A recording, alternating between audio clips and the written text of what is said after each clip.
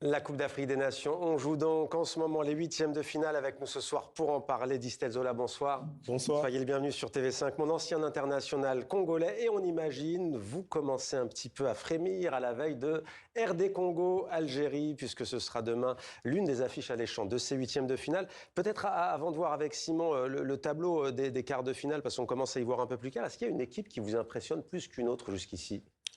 Bon, je vais pas être chauvin. La RDC a fait un très bon parcours, mais il est vrai qu'on a des équipes comme le Nigeria, qui est impressionnant en phase de poule, l'Algérie aussi, parce qu'il y a beaucoup de dynamisme, de spectacle, de jeu, de but, et c'est ce que la CAN demande. Donc ils sont au rendez-vous. Après, on voit le Cameroun qui monte crescendo, mais qui est là.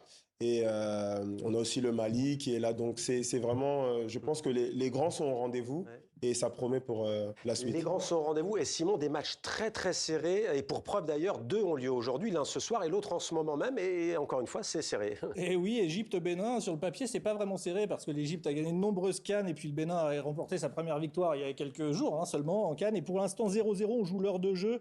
Le Bénin qui met en échec pour l'instant l'équipe de Mo Salah. Mo Salah c'est la superstar égyptienne évidemment, l'attaquant qui joue peut-être sa dernière CAN, justement cette équipe d'Égypte. On la voyait peut-être un peu mieux, là ils sont un petit peu bousculés par le Bénin, mais finalement la dernière de Mo Salah, ça peut aussi leur permettre d'aller plus loin, d'aller chercher des ressources.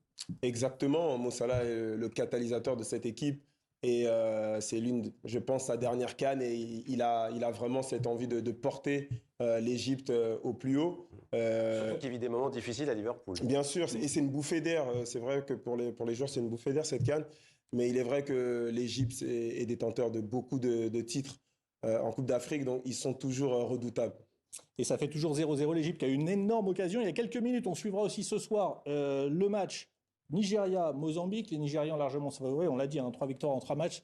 Meilleure attaque, Osimhen devant, ça va très très vite, c'est très très fort. Et puis les rendez-vous de demain, ce sont les grands rendez-vous des huitièmes de finale, en tout cas pour l'Afrique francophone, parce qu'il y aura donc RD Congo contre Algérie. Est-ce qu'il y a de la place pour les Congolais? Franchement, on dit que l'Algérie, c'est quand même fort. Il y a Riyad Mahrez, là aussi, sans doute pour sa dernière CAN. Il vous provoque, là. Exactement. Non, je pense que c'est un des chocs de ces huitièmes, parce que dans la phase de poule, que ce soit la RDC et l'Algérie, il y a eu beaucoup de buts, de spectacles. Et aujourd'hui, un Riyad Mahrez qui est au top de sa forme avec l'Algérie. Mais la RDC a toutes ses armes. Et elle est dans une dynamique de victoire depuis les éliminatoires pour la Coupe du Monde. Donc, ça promet pour ce match. Ouais, c'est vrai que ça va mieux en RD Congo. Demi-finalistes de la dernière CAN. Là, ils joueront les barrages au mois de mars pour la Coupe du Monde. On se rapproche du plus haut niveau. Ça a été long pour la RD Congo. Il y a un joueur dont je voulais vous parler particulièrement. C'est Gaël Kakuta. Puisqu'il est rentré, il est arrivé à la dernière minute, il a remplacé un joueur pour cette CAN et il a marqué 2 buts et une passe décisive c'est la belle histoire. Absolument fabuleuse. C'est la belle histoire. C'est peut-être le facteur aussi qui peut faire bouger la RD Congo. Qu'est-ce que vous en pensez? Exactement. Gaël, qui est un jeune frère, pour moi, c'est un joueur de classe mondiale. Il a eu une grande carrière, même si on s'attendait à plus au vu de son talent.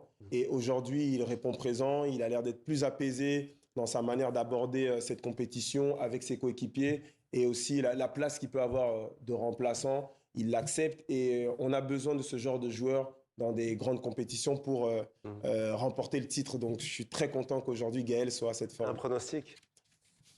Bon, moi je dirais 2-1 pour la RDC. Ah ouais, 2-1 pour la RDC, pas mal. Noté, Non, Kakuta, c'est intéressant parce que c'est un joueur qui a fait, je crois, 14 ou 15 clubs dans sa carrière. Il a joué partout en Europe. Ouais. Il a joué même en équipe de France jeune. Il était très, très fort. Ouais. Donc, c'est vraiment un joueur qui peut déclencher quelque chose. Faire basculer la rencontre, comme on dit. Ouais. Absolument. Donc, RD Congo-Algérie, ce sera demain. Et Simon, un dernier mot Ouais, absolument. Donc, RD Congo-Algérie, c'est demain, juste avant un magnifique Côte d'Ivoire-Burkina Faso. Ça aussi, ce sera à suivre. Et puis, un dernier mot pour vous dire, c'est souvent le cas dans une CAN, la Tunisie qui a été éliminée, fait le ménage, la Tunisie. Son sélectionneur Sami Trabelsi et tout le staff ont été limogés. Pourtant, ce sélectionneur réussi à qualifier son pays pour la Coupe du Monde avec une superbe partie en éliminatoire. Bon, la défaite contre le Mali au tir au but a fait mal et il ne jouera plus, il ne drivera plus en tout cas cette équipe de Tunisie pour les prochains mois et notamment pour la prochaine Coupe du Monde aux États-Unis, au Mexique, au Canada. Merci beaucoup Simon pour cette chronique. Merci à vous également, dit-elle, d'être venu sur notre plateau donc pour cette CAN demain RDC Algérie.